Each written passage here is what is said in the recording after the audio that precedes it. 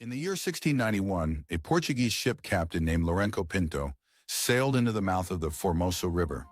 He had been told stories of a dark continent, of primitive tribes and unmapped wilderness. But as he stepped onto the red earth of the city of EDO, the reality shattered his world. He wrote back to Europe, stunned, saying, "Great Benin, where the king resides, is larger than Lisbon. All the streets run in a straight line as far as the eye can see. The houses are well built, with polished walls as smooth as mirrors." This was not a city of mud and straw. This was a marvel of fractal mathematics and engineering. It was a city that had streetlights when London was still cloaked in darkness. It was a city that was older, wealthier, and more organized than almost any capital in Europe at the time. But to understand how this city of mirrors rose from the humid rainforests of West Africa, we have to look back before the walls, before the bronze, to the time when the kings fell from the sky.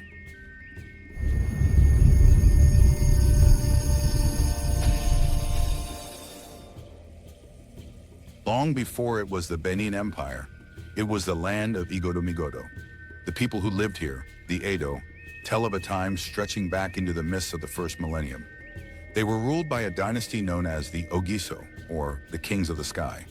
According to legend, the first Ogiso was the son of the creator god, Osanabua, who sent his children down to earth to find a home. For centuries, 31 Ogiso kings sat upon the throne. They were not just political leaders, they were cosmic bridges. Under their rule, the first foundations of the city were laid. They established the craft guilds, the wood carvers, the weavers, and the early metalworkers, who would eventually become the backbone of the empire's wealth. But as the centuries wore on, the Sky Kings grew distant and corrupt. The last of them, Ogiso Awodo, was a man plagued by domestic strife and administrative failure. He had only one son, Prince Ikaladerhan, whom he wrongfully banished due to the intrigues of a jealous wife. With no heir and a crumbling dynasty, the land of EDO fell into a dark age. The Ogiso line was broken, the sky was closed. For a time, the Edo people attempted a republican form of government led by a man named Evian. But the people yearned for the divine seed. They knew that without a king whose blood was linked to the heavens, the land would lose its spiritual protection.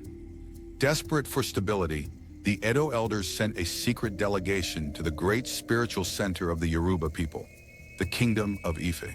They begged the king of Ife, the Oni, to send one of his sons to rule them. This was a pivotal moment in African history, the merging of two great intellectual and spiritual traditions. The Oni sent his son, Prince Oromyan. But Oromyan was a stranger in a strange land. He arrived at the city of Edo and found a people who were fiercely independent and a culture that was difficult to master. He struggled with the political machinations of the Edo chiefs. In a moment of famous frustration, he named the land Il Ibinu, the land of vexation.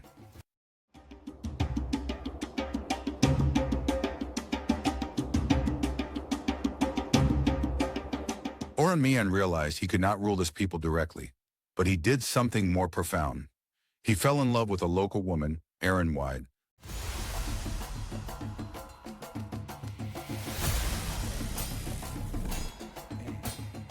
The daughter of a village chief. Before he left to return to Ife, he left her with his child, a son who carried the blood of the Sky Kings and the blood of the Edo people. That boy was born with a heavy destiny. He was the bridge. He was the divine seed the land had been waiting for. That boy was Oweka I. Around the year 1180, he was crowned the first Oba of Benin. The title Ogiso was retired. The Oba was born. This was not just a change in name, it was a total revolution in how power was viewed. The Oba was seen as a living god, the head of the body of the state. He was the supreme judge, the supreme priest, and the supreme commander. Oweka I understood that to rule Benin, he had to centralize power. He created the Uzama Nihinron, a council of 7 hereditary chiefs who would advise the king but never surpass him. He began the process of turning the land of vexation into the Empire of Bronze.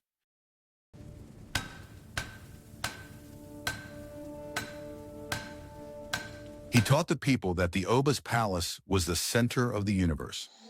Under Oweka, the city began to expand. The red walls began to rise. The craft guilds were brought directly under royal patronage.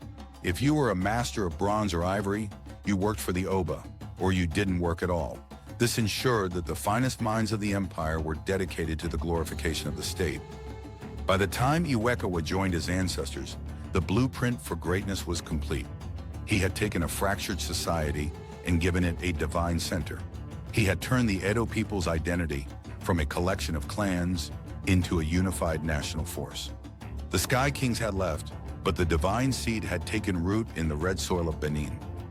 But a king is only as great as the walls that protect him. And the Edo were about to embark on the most ambitious construction project in the history of the world. They were about to build a wall that would defy time itself, and a military that would make them the terror of the West African coast. In the next chapter, we descend into the trenches to witness the engineering marvel that science still struggles to explain: the Great Walls of Benin.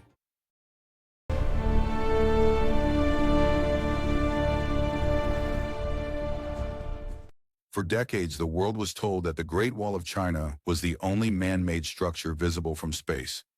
We were told that the pyramids of Giza were the pinnacle of ancient labor. But hidden beneath the humid canopy of the Nigerian rainforests lies a monument that dwarfs them both.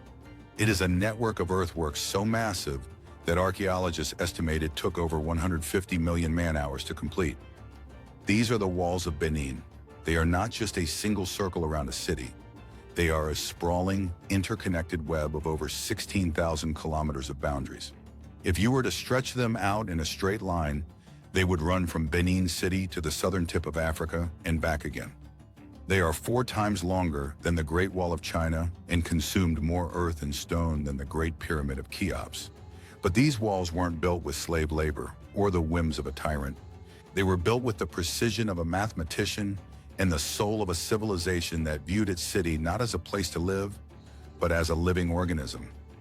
In the 20th century, Western scientists were stunned to discover that Benin City was not built at random.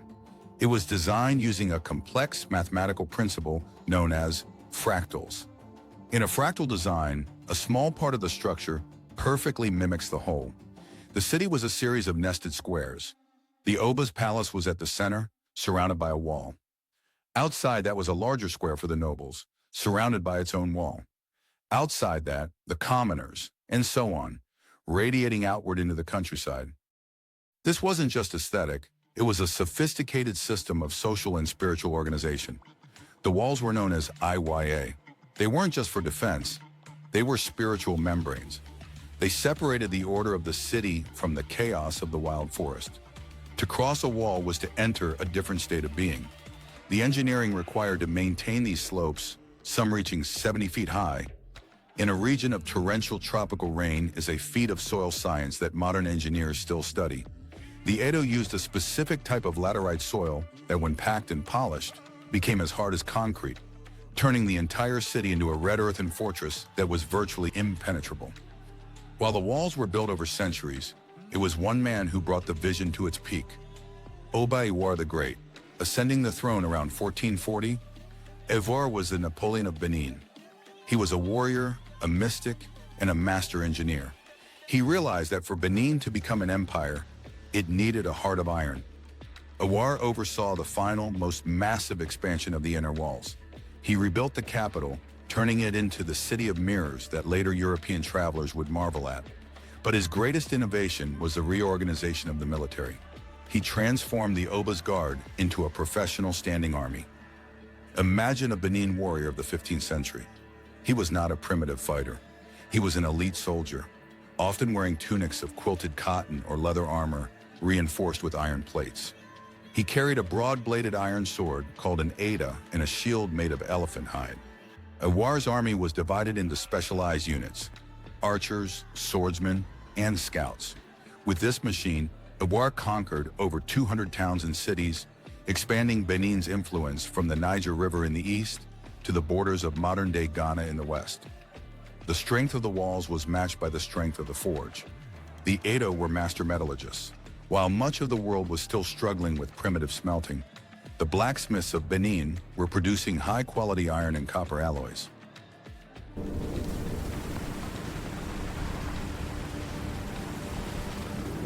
Iron was the backbone of the empire. It cleared the dense rainforest for agriculture, and it provided the tips for the thousands of spears that defended the ramparts. The Oba held a monopoly on iron production. Blacksmithing was a sacred guild, and to work iron was to participate in a divine act. Every sword, every spear, and every shield was property of the Oba. This central control meant that no rival chief could ever raise an army that could match the technological superiority of the royal forces. Awara's soldiers didn't just win through numbers, they won through the sheer quality of their equipment. When they stood atop the 70-foot ramparts of the Iya, looking down at an approaching enemy, they weren't just defending a city, they were defending a miracle of human effort. By the time Ivoire the Great joined his ancestors, Benin was no longer just a kingdom. It was the dominant superpower of West Africa. Its walls were the largest earthworks on the planet, a physical manifestation of the Edo people's unity and their Oba's divine right to rule. But the walls served one final purpose that the Edo could never have foreseen. They kept the world out, but they also kept a secret in. Inside these red boundaries, a different kind of revolution was happening, one not made of earth or iron, but of bronze and ivory.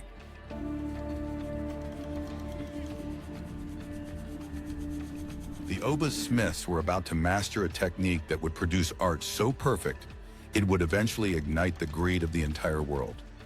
In the next chapter, we step inside the royal foundries to witness the birth of the Benin bronzes, the masterpieces that were so advanced, the West would eventually try to claim they were not made by human hands.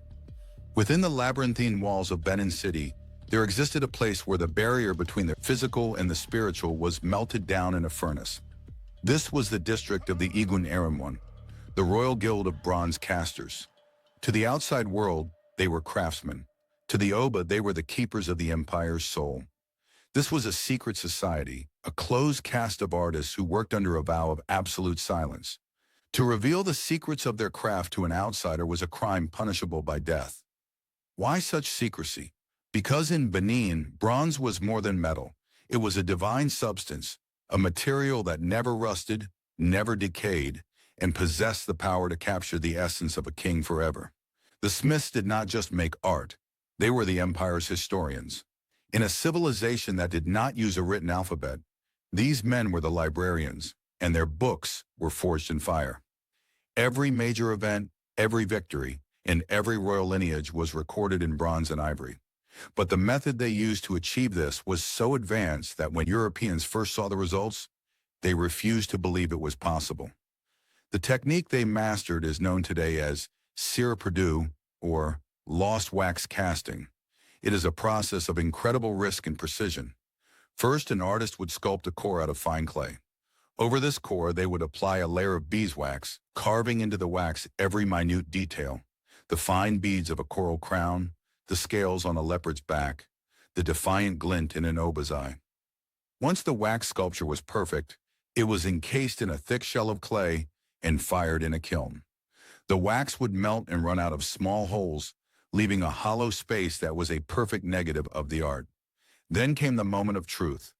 Molten bronze, heated to over 1,000 degrees Celsius, was poured into the clay mold. If the clay was too damp, it would explode. If the metal was too cool, it would not fill the intricate carvings. But if the smith was successful, the clay shell was smashed away to reveal a masterpiece. The level of detail achieved by the Benin smiths in the 15th and 16th centuries was unparalleled. They produced bronze heads with walls as thin as a few millimeters, a feat of metallurgy that contemporary European casters struggled to replicate. They weren't just pouring metal, they were performing alchemy, turning the red earth of Benin into the golden red glory of the Oba. Imagine walking into the central courtyard of the Oba's palace during the empire's golden age. You wouldn't see bare walls. You would see thousands of bronze plaques or plates bolted to the wooden pillars. These plaques were the visual encyclopedias of the empire. They depicted scenes of court life, foreign dignitaries, and the terrifying power of the Benin army. Here, a plaque shows the Oba flanked by his generals, his stature exaggerated to show his divine importance. There, another depicts the first encounter with Portuguese explorers. Men with long hair and strange hats, rendered with such anatomical accuracy that historians can identify the specific 16th century uniforms they wore. This was a living history. When an Oba passed away, the plaques were rearranged to tell the story of the new reign. But it wasn't just bronze. The smiths worked in tandem with the ivory carvers. If bronze represented the permanence of the state, ivory represented the purity and strength of the Oba's mother. The Queen Mother, or Eoba, was a figure of immense power. The most famous artifact of the empire is perhaps the ivory mask of Queen Idia, a masterpiece of such delicate carving that the grain of the elephant tusk is used to mimic the texture of human skin. These masks were worn as pectorals by the Oba, symbolizing that the wisdom of the ancestors was always close to his heart. The most sacred creations of the guild were the Uhunmun Elau, the ancestral heads. When an Oba died, his successor would commission a bronze head to be placed on a dedicated altar. These were not mere portraits. They were vessels for the Ehi, the spiritual essence of the departed king. A massive elephant tusk was inserted into the top of each head, leaning against the wall. The tusk itself was carved with the entire history of the deceased Oba's reign. To stand before an altar was to stand before a physical timeline of the empire. The bronze head provided the face for the living to talk to, and the ivory tusk provided the story for them to remember. It was a perfect union of art, history, and religion. For centuries, these altars grew, becoming a forest of bronze and ivory that occupied the heart of the palace, a silent, metallic witness to the enduring power of the dynasty. For hundreds of years, these masterpieces remained hidden behind the walls of Benin City, known only to the EDO and the few European traders permitted to enter the capital. When the British finally saw them in the late 19th century, the shock was so great that it triggered a crisis in Western art history. The British museum experts initially claimed that these bronzes must have been made by the Greeks, or perhaps the Egyptians, or even wandering Europeans. They argued that primitive Africans could not have possessed the mathematical and metallurgical knowledge required to create such civilized art. They were wrong. The Benin bronzes were the product of a purely African genius, a genius that had been refined over 1,000 years in the heat of the Egon Street foundries. They were proof that while Europe was in its Middle Ages, Benin was experiencing a renaissance of its own. But this very beauty would soon become a curse. The bronzes that recorded the empire's glory would soon be the very things that triggered its destruction. In the next chapter, we see the empire at its absolute peak. We meet the warrior kings who turned Benin into a coastal superpower, and we witness the first meeting between the Oba and the sea kings of Europe, a meeting that began with trade but would end in fire. By the late 15th century, the foundations laid by Oba Wari had hardened into an unstoppable military machine. But an empire is a living thing. If it does not grow, it withers. Enter Oba Ozolua, known to history as Ozolua the Conqueror. If Awar was the architect of the empire, Ozolua was its hammer. Legend says he fought no fewer than 200 battles and never once saw his shadow retreat. He was a man who slept in the dirt with his soldiers, and whose presence on the battlefield was said to make the very trees tremble. Under Ozolua, the Benin Empire reached its territorial zenith. He pushed the boundaries of the kingdom beyond the forests and into the lagoons of the coast. He didn't just conquer, he integrated. Every town he took was required to send its finest sons to be trained in the Benin military guilds, and its daughters to weave the legendary Benin cloth that would soon become a global currency. But as Ozolua stood on the edge of the Atlantic, looking out at the endless gray horizon, he was waiting for a ghost. He was waiting for the prophecy of his ancestors to come true, the arrival of the Sea Kings. In 1485, the world changed forever. A Portuguese explorer named João Afonso de Aveiro steered his wooden caravel into the Iguato Creek. He was looking for a route to the spice markets of India, but what he found was something far more intimidating, a superpower. When de Aveiro stepped onto the red soil, he wasn't met by savages. He was met by a highly organized customs department. He was escorted through the 16,000 kilometers of walls and led directly to the heart of EDO. Imagine the shock of the Portuguese. They had traveled the world. Yet here was a city with streets wider than Amsterdam's, a palace that took up a literal sixth of the city, and a king who sat upon a throne of ivory and gold. This was the first time sea kings met land kings on equal footing. There was no conquest here. There was only diplomacy.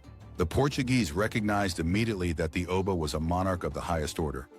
They exchanged gifts, Portuguese wine and velvet, for Benin pepper, ivory, and the incredibly fine blue-dyed cotton cloth that Benin was famous for. This was the beginning of a golden age of trade. Benin pepper, smaller and more pungent than the Indian variety, became a sensation in the royal courts of Europe. But the trade wasn't just in goods, it was in ideas. The Oba was fascinated by the Portuguese fire sticks, muskets, and their metalworking. In turn, the Portuguese were so impressed by the Oba's administration that they invited him to send an ambassador to the court of King Manuel I in Lisbon. History often forgets that in the early 1500s, an Edo nobleman walked the streets of Lisbon as a high-ranking diplomat. This was a man of immense intellect, a master of languages who spoke Portuguese and Latin. He wasn't there as a curiosity, he was there to negotiate trade treaties and military alliances. The Oba was a master of realpolitik. He knew that the Portuguese brought two things he wanted: firearms and a new religion that might serve as a diplomatic bridge. The Portuguese attempted to convert the Oba to Christianity, sending missionaries and Bibles. The Oba, ever the strategist, allowed his sons to be taught the Portuguese language, and even permitted the building of churches in Benin City. But he never converted. He understood that his power was rooted in his role as the divine head of the Edo religion. To become a Christian was to acknowledge a higher power than himself, something no Oba would ever do. He used the sea kings as a tool, but he never let them hold the handle. We see this fascinating relationship immortalized in the Benin bronzes. The smiths began to depict the Portuguese in their plaques. These aren't caricatures, they are highly detailed anatomical studies. You can see the specific patterns of their 16th century breastplates, the texture of their hair, and the mechanisms of their matchlock muskets. To the Edo, the Portuguese were spirit beings from across the water. But they were also just another guild, the Guild of the Sea, to be managed and taxed. During this golden age, Benin City was perhaps the most illuminated city on earth. Every evening, thousands of palm oil lamps were lit along the main thoroughfares. The city was a center of extreme wealth and luxury. The Oba's palace was decorated with so much bronze and gold that it was said the walls themselves glowed like the sun. The empire's economy was a marvel of diversification. They controlled the pepper trade, the ivory trade, and the textile trade. They even had their own currency, the manila, a C-shaped bronze or copper bracelet. But there was a darker side to this wealth. As the 16th century progressed, the Portuguese hunger for labor began to grow. The Atlantic slave trade was in its infancy, and the sea kings began to ask for more than just pepper and ivory. The Oba's response was complex. Initially, he banned the export of male slaves, refusing to lose his warriors to the foreign ships. He would only trade prisoners of war or criminals. He saw the Europeans as a market for his surplus, never imagining that this trade would eventually become a tide that would swallow the entire continent. For 100 years, Benin held the balance of power. They were the masters of the coast, and the Europeans were merely their guests.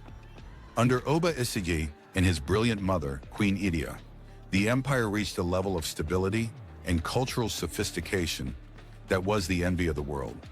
They had successfully navigated the arrival of the Europeans, harnessed new technologies, and built a city that was a beacon of African genius. But the very wealth that made Benin great was drawing the eyes of the world. The sea kings were changing. The Portuguese were being replaced by the Dutch, then the French, and finally the British. The respectful diplomacy of the 15th century was hardening into the predatory colonialism of the 19th. The walls of Benin were strong, but they were built of earth, and a new kind of fire was being forged in Europe. A fire that didn't just cast bronze, but destroyed empires. In the final chapter, we witness the tragic end of a 1,000-year dream. We see the Great Fire, the looting of the soul of an empire, and the prophecy of the bronze that would one day return to its home. By the year 1890, the respectful diplomacy that had defined their golden age was a ghost of the past. The sea kings were no longer satisfied with trade. They wanted ownership. In the boardrooms of London, the fate of the Benin Empire was being decided by men who had never seen its walls. The British Empire, fueled by the insatiable hunger of the Industrial Revolution, viewed the Oba's control over the palm oil and rubber trade as an obstacle to progress. They didn't see a sovereign nation. They saw a market that needed to be liberated. On the throne of Benin sat Oba Ovonramwen Nogbaisi, Oba archetype. He was a man of immense dignity, standing tall in his coral armor, his face a mask of stoic defiance. He understood the shifting winds. He had seen neighboring kingdoms fall to the British Maxim guns. In an attempt to protect his people, Ovonramwen did the only thing he could. He closed the borders. He placed a taboo on trade with the British, effectively cutting off the supply of rubber and oil to the coast. It was an act of economic sovereignty, but to the British, it was a declaration of war. In January 1897, an ambitious British official named James Phillips decided to force the issue. He sent a message to the Oba stating he was coming to Benin City to discuss trade. The Oba replied politely, "Do not come now. We are celebrating the Agu festival, our most sacred time, and no foreigners may enter the city." It was a clear diplomatic warning. But Phillips, fueled by Victorian arrogance, ignored it. He believed the savage king was bluffing. He set out for the capital with a small party of 250 men, mostly porters, claiming they were an unarmed diplomatic mission. But the Edo chiefs saw it differently. To them, this was an invasion during their holiest time. As the British party reached the village of Ugotan, they were ambushed by a force of Benin warriors. In the chaos, Phillips and almost his entire party were killed. This was the Agincourt of the Edo, a moment of violent resistance against an encroaching tide. But in London, the truth was irrelevant. The massacre was the perfect excuse. The British press painted a picture of a city of blood, a place of unspeakable human sacrifice that needed to be civilized by fire. The British response was swift and merciless. Under the command of Admiral Harry Rawson, the Benin Punitive Expedition was launched. This was not a battle, it was a demolition. 1,200 elite British soldiers, supported by thousands of African porters, marched on Benin City.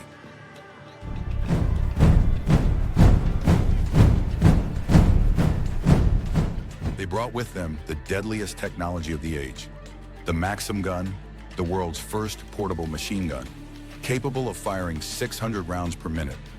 The Benin warriors fought with a bravery that even the British recorded in their journals. They stood atop their 70-foot ramparts, wielding their iron Ada swords and outdated muskets against a hail of lead. They used the terrain, the deep moats, and the dense jungle to launch counterattacks. But the Land Kings were fighting an industrial god. The British rockets set the thatched roofs of the city ablaze. The fractal streets that had been built for beauty and order became death traps of smoke and fire. On February 18, 1897, the walls were breached. The greatest earthworks in human history had failed to keep out the modern world. What happened next was one of the most systematic thefts in human history. The British entered the royal palace and were stunned. They had come to civilize a city of blood, but instead, they found a forest of bronze and ivory. They found the ancestral altars. They found the library of plates that recorded 500 years of history. To justify the cost of the war, the British government ordered the palace to be stripped. Thousands of artifacts, over 3,000 bronzes, carved ivory tusks, and royal regalia were packed into wooden crates. The soldiers scribbled Benin in chalk on the side of the boxes. These were the Benin bronzes, the very soul of the empire, now being treated as war booty. As the crates were shipped to London to be auctioned off to museums in Berlin, New York, and Paris, a final tragedy occurred. A great fire, likely started by the occupiers, swept through the city, destroying the ancient palace and the wooden structures that had stood for centuries. The city of Edo, the masterpiece of fractal geometry, was effectively erased from the earth in a single afternoon. Oba Ovonramwen was captured and put on a mock trial. He was exiled to Calabar, where he would live out his days as a king without a kingdom, watching the sun set over a different river. The British believed they had ended the story of Benin. They divided the land, commercialized the oil, and relegated the Edo people to a footnote in the history of the British Empire. But the story didn't end. The Sea Kings had stolen the bronze, but they couldn't steal the memory. Throughout the 20th century, the Edo people maintained their traditions, crowning new obas in the ruins of the old city. And the bronzes, they became the most famous exiles in the world. They sat in glass cases in London and Berlin, silent witnesses to a civilization that refused to stay buried. In the 21st century, the prophecy of the bronze is finally coming true. From 2022 to the present year of 2026, a global movement has forced the world to acknowledge the truth.